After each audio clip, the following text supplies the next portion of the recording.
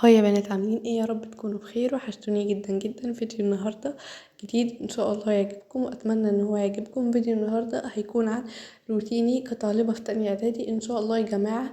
هيبقى فيه سلسله روتينات طول السنه هشارك معاكم. كل الروتينات بتاعتي طول السنه، بعمل ايه، بذاكر ازاي. وبجد الفتره الجايه هيكون في سلسله قويه للمدرسه، وهيكون في فيديوهات قوية جدا قبل المدرسة، وبجد حاجات كتير قوي. فما تنسوش تشتركوا في القناة عشان توصلكم كل الفيديوهات دي. مش بس يا جماعة ان هو روتين، بس كمان في اخر الفيديو هعمل معاكم انبوكسنج لبعض الكتب الخارجية اللي انا اشتريتها، واقول لكم اسعارها وكده. النهارده يا جماعة اليوم مليان تفاصيل، فما تنسوش تشتركوا في القناة وتفعلوا زر الجرس عشان يوصلكم كل جديد. ودلوقتي يلا نبدأ.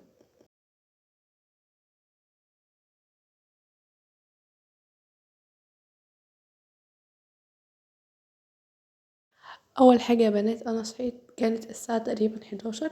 اول حاجه عملتها اني ظبطت السرير كده. بعد كده رحت اتوضيت وصليت الفجر. حاولوا يا بنات ان انتوا تصلوا الفجر في ميعاده. آه، وبعد كده بقى يا بنات كان عندي ورد من القرآن، لأن أنا كان عندي مسجد أو كتاب يعني.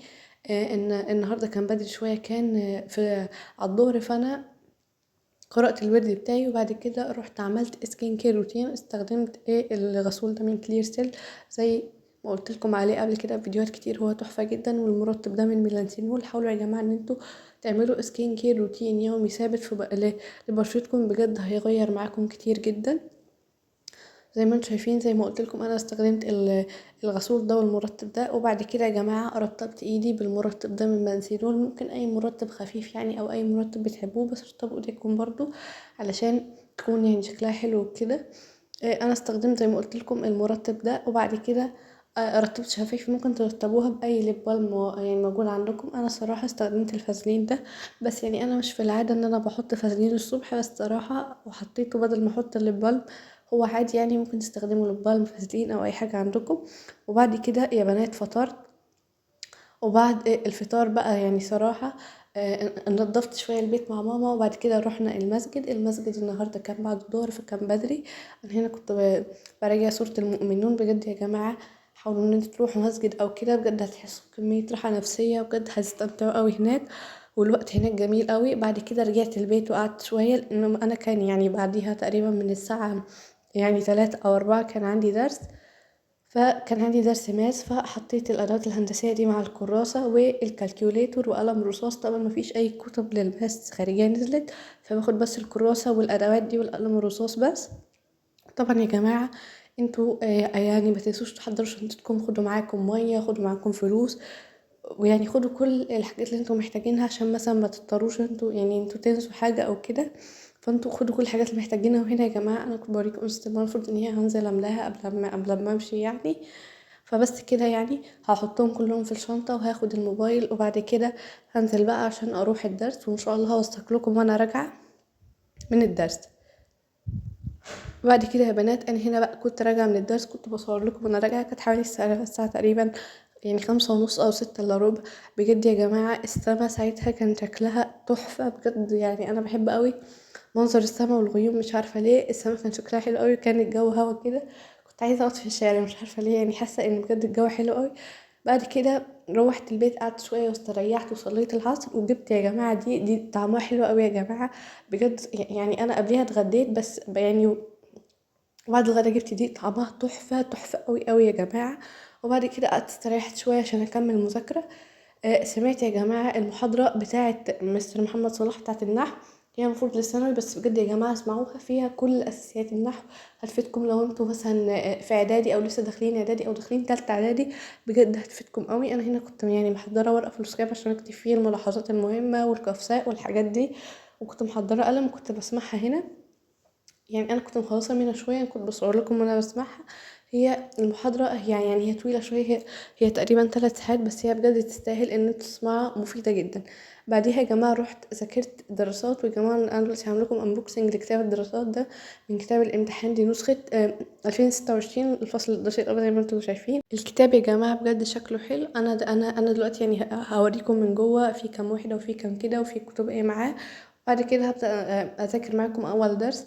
طبعا يا جماعة أنا في كتب تانية جبتها، بس أنا مش هعمل لها كلها انبوكسنج دلوقتي، هبقى اعملها لكم في فيديوهات جايه ان شاء الله. زي ما انتم شايفين الكتاب جاي معاه المفكره دي اللي هي بتبقى يعني بقى مكتوب فيها ملخص للدروس سريع وكده، وجاي معاه اطلس الامتحان او خريطه يعني عشان الجغرافيا، وجاي معاه كتاب المراجعه اللي هو بيكون فيه الامتحانات وكده. وبجد يا جماعه الكتاب ده تحفه جدا، زي ما شايفين في الحل بتاع الامتحانات، وفيه امتحانات، وفيه بجد اسئله كتيره جدا.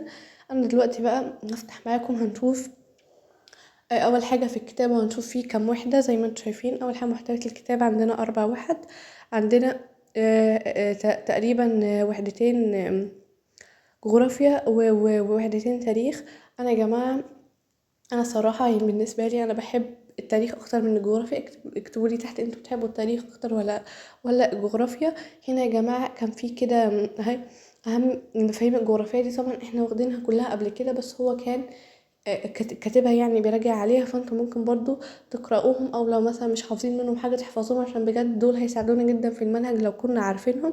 هما كتير صراحة شوية، بس يعني انتوا تسلوا فيهم كده كل يوم مثلا خدوا نص صفحة، خدوا صفحة عشان تخلصوهم، لانه بجد هيفيدوكم جدا. بعد كده يا بنات بقى انا حضرت الكراسة دي علشان دي انا هخصصها يعني لمذاكرة الدراسات عشان اكتب فيها وكده، لان الدراسات بتحتاج يا جماعة مذاكرة بالورقة والقلم. بعد كده بدأنا هو على الوحدة الاولى اسمها الملامح الطبيعية لقارتي اسيا واوروبا. هنبتدي معاكم باول درس، وهقول لكم طريقتي في مذاكرة دروس الجغرافيا. اول حاجة يا جماعة اهو اول درس مكتوب موقع ومظاهر سطح قارتي آسيا وأوروبا.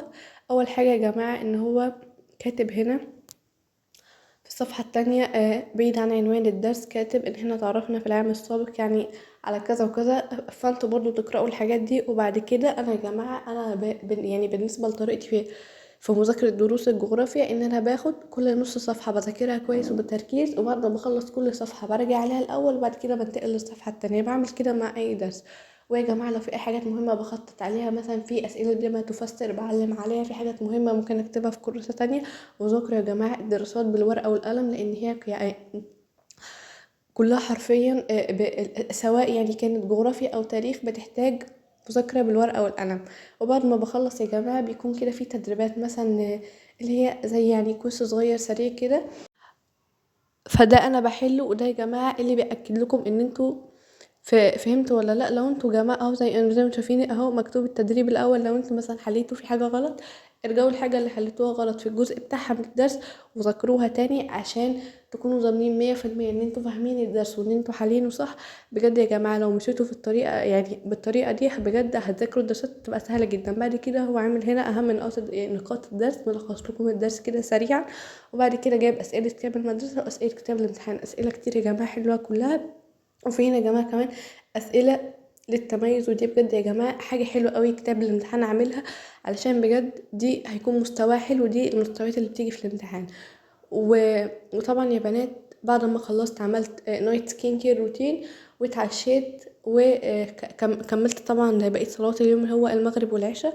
وبس ده كان روتيني. معلش يا جماعة أنا نسيت أقول لكم إن الكتاب ده كان عامل 175 جنيه، هتلاقوه في كل المكتبات حرفيا، هو متوفر.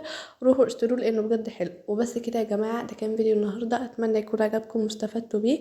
وأتمنى يا جماعة إن انتوا تعملوا كمان روتين ليكم، وإن انتوا تنظموا يومكم وتكتبوا تو دو ليست، لأن ده بجد يا جماعة هيفرق جدا في إنتاجيتكم، وهيفرق كمان في طاقتكم. وبس كده، اتمنى ان الفيديو ده كان عجبكم، ما تنسوش تشتركوا في القناه وتفعلوا زر الجرس عشان يوصلكم كل جديد. وبس كده، باي.